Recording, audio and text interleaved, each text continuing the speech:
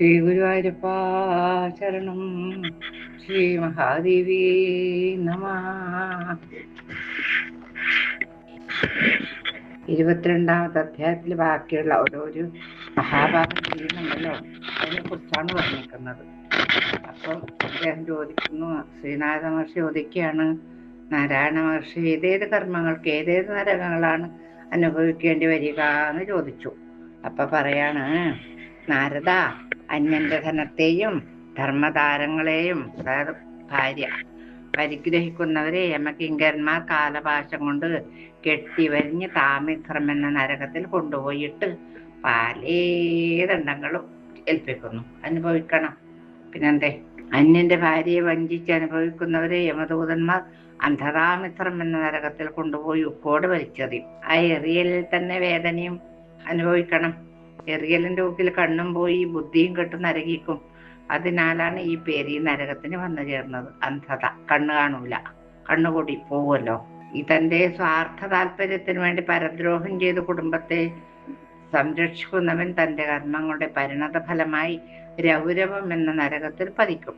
അവിടെ വെച്ച് താൻ ദ്രോഹിച്ച പ്രാണികൾ രുരുക്കൾ എന്ന പ്രാണികളായിട്ട് അവനെ കടച്ച് വേലിച്ച് വല്ലാതെ ദ്രോഹിക്കും. സ്വന്തം വയറ് നിറക്കാൻ മാത്രമായിട്ട് ജീവിക്കുന്ന ആൾക്കാരുണ്ടല്ലോ, അങ്ങനെയുള്ള ആളെ മഹാരൗരവം എന്ന നരകത്തിലാണ് കൊണ്ടുപോയി ഇടുക.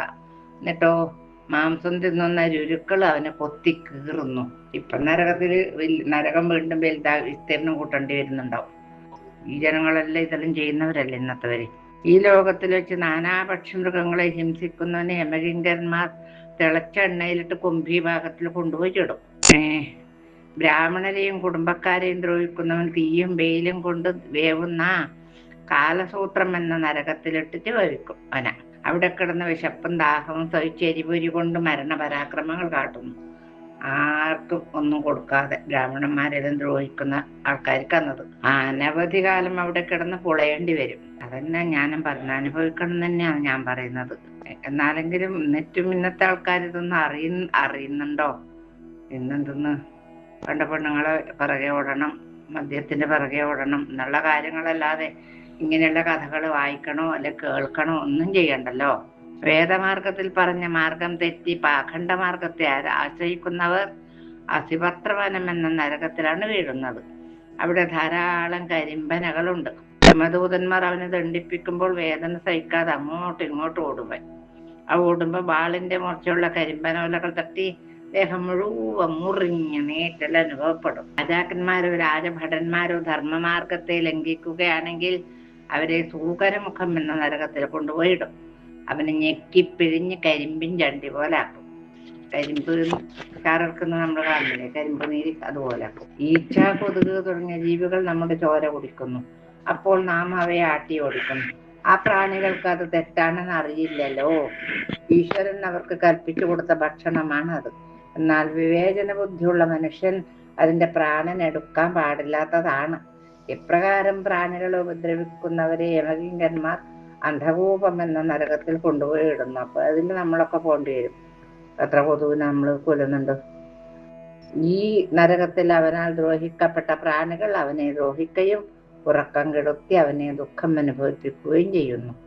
അവിടെ പോയാൽ ഉറങ്ങേണ്ട പണിയില്ല എന്ന് മനസ്സിലായി. പഞ്ചയത്നങ്ങൾ ചെയ്യാതെയും ആഹാരപദാർത്ഥങ്ങൾ മറ്റുള്ളവർക്ക് പങ്കിട്ട് കൊടുക്കാതെയും ഭുജിക്കുന്നവൻ പരലോകത്തിൽ കൃമിഭോജനം എന്ന നരകത്തിൽ വീഴുന്നു.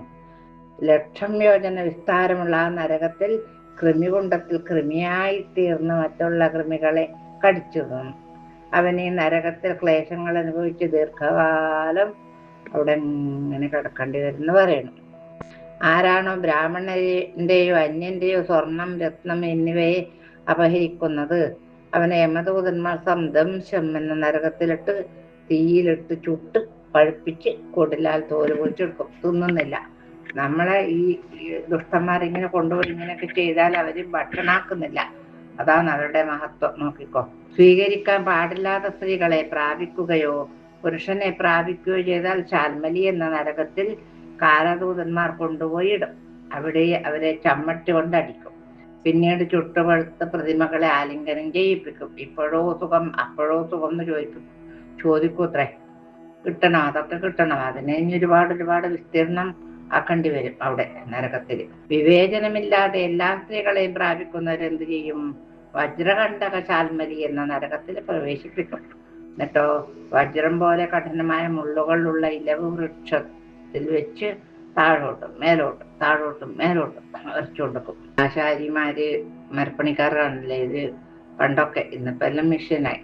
അതിങ്ങനെ പിടിച്ചിട്ട് ഒരാൾ അങ്ങോട്ട് വലിക്കും, ഒരാൾ ഇങ്ങോട്ട് വലിക്കും, ഒരാൾ അങ്ങോട്ട് വലിക്കും, ഒരാൾ ഇങ്ങോട്ട് വലിക്കും. അതുപോലെ ചെയ്യും. രാജാക്കന്മാരോ രാജപുരുഷന്മാരോ ധർമ്മ മര്യാദകളെ ലംഘിക്കുകയാണെങ്കിൽ അവരെ വൈതരണി എന്ന നരകത്തിൽ പതിപ്പിക്കും. അതിനു ചുറ്റും വൈതരണി എന്ന കിടങ്ങുണ്ട്, വലിയ കിടങ്ങ്. ആ കിടങ്ങിൽ എങ്ങോട്ട് നോക്കിയാലും ജന്തുക്കൾ കടിച്ച് കീറും, മരിക്കുകയും ഇല്ല. കടിച്ചു കീറിയാൽ ചാവും ചെയ്യില്ല. മലം, മൂത്രം, മേധസ്, രക്തം, ചലം, തലമുടി, മാംസം, വസ എന്നിവ ഒഴുകിക്കൊണ്ടിരിക്കുന്ന നദിയിൽ മുങ്ങിപ്പൊങ്ങി മുങ്ങണോ പിന്നെയും മുങ്ങണോ, പിന്നെ പൊങ്ങണില്ല എന്ന് പറഞ്ഞ പോലെ. ദാസിമാരെ ഭാര്യയായി വെച്ചിരിക്കുകയും ശൗചാചാര നിയമങ്ങളെ പാലിക്കുകയും ചെയ്യാത്തവൻ കൂയോദം എന്ന നരകത്തിൽ ചെന്ന് പതിക്കുന്നു.